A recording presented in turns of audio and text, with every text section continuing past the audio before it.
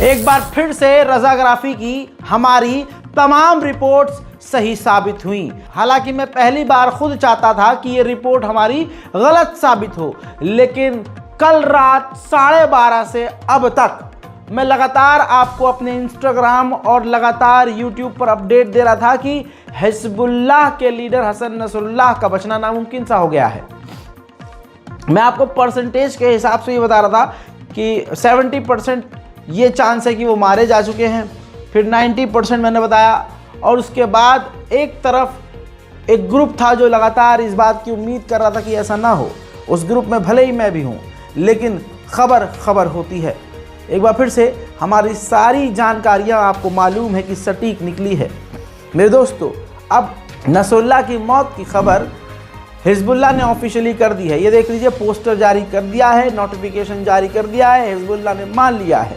वही मेरे दोस्तों, अगली इस महिला एंकर को आप सुन लीजिए, जो कि लेबनान न्यूज़ चैनल की एंकर हैं और हसन नसरुल्लाह को शहीद करार देते हुए फूट कर ये ऑन एयर रोने लगी। ये बात बिल्कुल क्लियर है, हसन नसरुल्लाह का पूरा ख़ानदान इजराइल ने ख़त्म कर दिया है। उनकी बेटी समेत बड़े बड़े कमांडर हिजबुल्लाह के, और साथ ही नसरुल्लाह, जी हाँ, जो कि हिजबुल्लाह की जान थे, अब इस दुनिया में नहीं रहे। अब इसके बाद दोस्तों, इजराइल यहाँ नहीं रुक रहा है। ईरान चीज़ें समझने की कोशिश कर रहा है और ऐसे में न जाने क्या हुआ है। एक बार फिर से आपको बड़ी जानकारी दे रहा हूँ। हमेशा की तरह इस खबर को भी झुटलाइएगा, लेकिन क्या ही कह सकते हैं, खबर तो खबर है। ईरान के सुप्रीम लीडर हज़रत सैयद अली ख़ामेनी को ईरान के अधिकारियों ने, कमांडर ने सेफ जगह पर ट्रांसफ़र कर दिया है। जी हाँ, खबर यही है, तस्वीर देखिए, रिपोर्ट यहाँ मौजूद है, कोई बात हवा में नहीं बोल रहा हूँ। ईरान के सुप्रीम लीडर को छुपा दिया गया है, सेफ एरिया में, सेफ जोन में भेज दिया गया है। अब इसकी वजह कोई सामने नहीं है, लेकिन आप भी जानते हैं, हम भी जानते हैं, वजह इजराइल है। क्योंकि इजराइल पिछले 18-19 दिन से एक स्टेटमेंट बार बार दे रहा है कि हम पूरे मिडिल ईस्ट में कहीं भी हमला कर सकते हैं।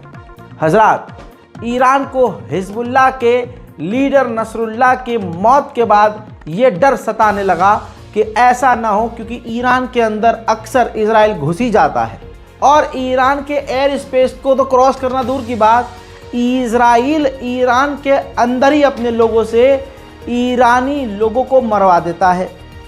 चाहे ईरान के कोई कमांडर हो, चाहे ईरान के वैज्ञानिक हो, परमाणु वैज्ञानिक हो, कोई भी हो, रिकॉर्ड मौजूद है।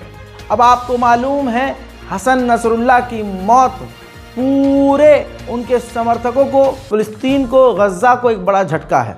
दूसरी तरफ दोस्तों, अब ईरान को यह डर है कहीं ऐसा ना हो कि हमारे इलाके में अचानक से घुसकर सुप्रीम लीडर को कोई नुकसान इजराइल पहुंचा दे। उधर हमास का साफ कहना यह है कि हसन नसरुल्लाह को, यानी जिस तरह से हिजबुल्लाह के लीडर को मारा है, इससे हिजबुल्लाह कमज़ोर नहीं होगा, बल्कि हिजबुल्लाह संगठन और मजबूत होगा। देखिए, इजराइल के निशाने पर ईरान सबसे पहले है। ईरान का राइट हैंड हसन नसरुल्लाह यानी हिजबुल्लाह माना जाता था, जिसे इजराइल ने बड़ा, इतिहास का सबसे बड़ा नुकसान पहुंचा दिया है। उसी बैरूत में इजराइल ने जब हमले किए, जब हसन नसरुल्लाह को इजराइल ने कत्ल किया, उसी हमले में ईरान के ये टॉप कमांडर भी मारे गए हैं, जो IRGC ईरान की फ़ौज के टॉप कमांडर थे और बैरूत में थे। उधर ईरान के supreme leader Syed Ali Khamenei ने साफ पूरी दुनिया के मुसलमानों से कहा है कि आप सभी को और मुस्लिम देशों को हिजबुल्लाह का साथ देना चाहिए, हिजबुल्लाह कमज़ोर नहीं होगा। हालांकि ये बात कंफर्म हो चुकी है कि हसन नसरुल्लाह मारे जा चुके हैं, लेकिन ईरान ये भी कह रहा है और सुप्रीम लीडर ईरान के कह चुके हैं कि लीडरों की कमी नहीं है, हिजबुल्लाह संगठन को संभालने के लिए बहुत लीडर अभी आगे आ सकते हैं। अब मेरे दोस्तों, इजराइल ने यह तस्वीर भी जारी कर दी है। F-15 एडवांस फाइटर जेट के ज़रिए लेबनान की राजधानी और आसपास के तमाम इलाकों पर, खासकर नसरुल्लाह पर हमला करने के लिए इन्हीं फाइटर जेट का इस्तेमाल किया गया था, जिस फाइटर जेट की बमबारी ने हसन नसरुल्लाह को ख़त्म कर दिया। इजराइल के ऑफिशियल ने साफ तौर से कह दिया है, जो एक ऑफिशियल हेड है, सीनियर अधिकारी है, उन्होंने कहा कि हसन नसरुल्लाह अब तक के सबसे पावरफुल नेताओं में से एक शख्स रहा है। उस शख्स को बदलना हिजबुल्लाह के लिए, उनकी जगह पर किसी और को लाना हिजबुल्लाह संगठन के लिए काफ़ी मुश्किल होगा। मेरे दोस्तों, इजराइल ने ऑफिशियली ये देखिए डोमिनो इफेक्ट के साथ एक एनिमेशन बनाया है, जिसमें उन्होंने दिखाया कि किस तरह से कैसे कैसे हिजबुल्लाह को कुछ ही दिनों में 10 से 15 दिनों में इजराइल ने मिटा दिया है। ये वो तमाम टॉप कमांडर हैं जो हिजबुल्लाह संगठन की जान थे।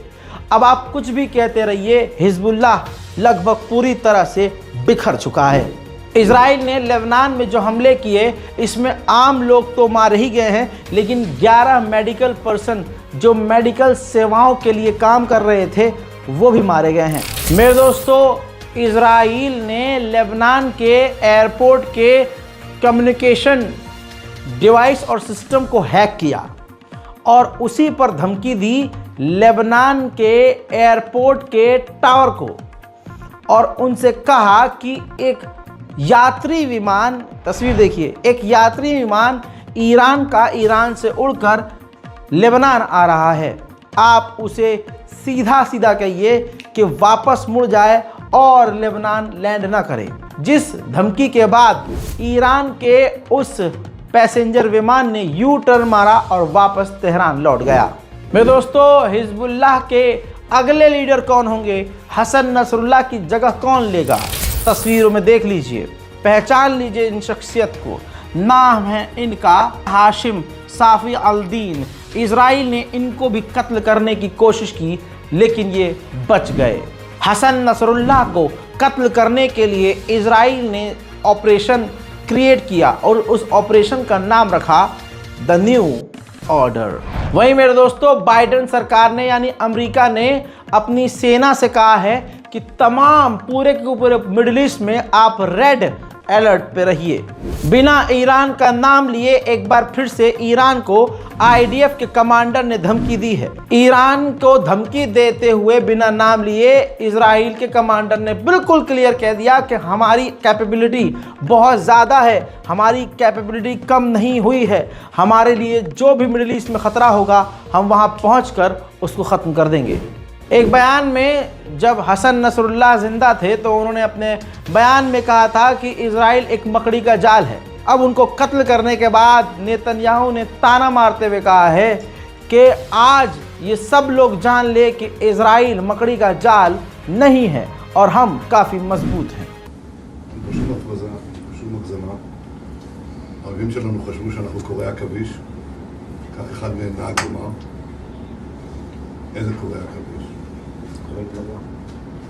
יש פה גידי פלדה, גם של רצון וגם של עוצמה. עם ישראל באמת חי, וכשצריך הוא גם בועט, והיום בעטנו כרגיל, ולא רק היום. ואנחנו נמשיך, כי אנחנו רוצים להבטיח את נצח ישראל, בלי הגזמה, בלי הפרזה. אנחנו מחויבים לנצח ישראל. אני מבקש להודות לכם, באמת לברך אתכם בשבת טובה. अब मेरे दोस्तों, ये भी जान लीजिए, इजराइल ने साफ कहा कि हम आस पड़ोस के देशों से हिजबुल्लाह तक हथियार आने नहीं देंगे। अब इसी सिलसिले में इजराइल ने क्या किया, सीरिया और लेबनान को जोड़ने वाला जो पुल था और जो रास्ता था उनको तबाह कर दिया। हसन नसरुल्लाह की मौत के बाद भी इजराइल काफ़ी टेंशन में है। तस्वीर आपके सामने है, इजराइल ने 2 से 3 अपनी फ़ौज की ब्रिगेड को लेबनान के बॉर्डर पर बुला लिया है। भारी मात्रा में नए सैनिक लगातार इजराइल अपने तमाम इलाकों में तैनात कर रहा है और लेबनान के बॉर्डर पर भेज रहा है। हज़रात मोहतरम, अब लेबनान के लोगों को भी यकीन आ गया है कि हमारा मुल्क अब गज़ा दूसरा बनने वाला है, जिसके बाद खौफ से लेबनान के लोग अब लेबनान ही छोड़ रहे हैं।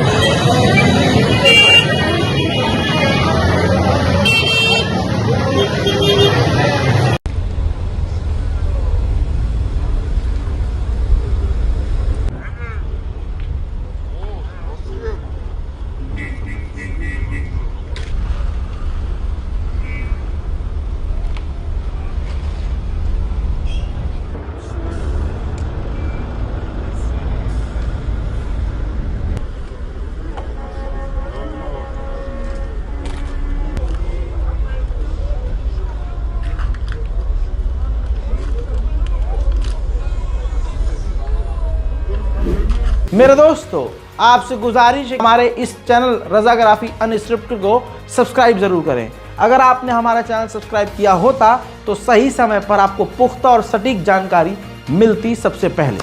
आपसे गुजारिश है कि हमारे चैनल को सब्सक्राइब करें, इस रिपोर्ट को शेयर करें और इंतज़ार कीजिए हमारे अगले अपडेट के लिए, जो कि मिडिल ईस्ट से हम आपको बताने वाले हैं। मिडिल ईस्ट की तमाम जानकारियों के लिए हमारे चैनल रज़ाग्राफी अनस्क्रिप्टेड को सब्सक्राइब करें। जय हिंद।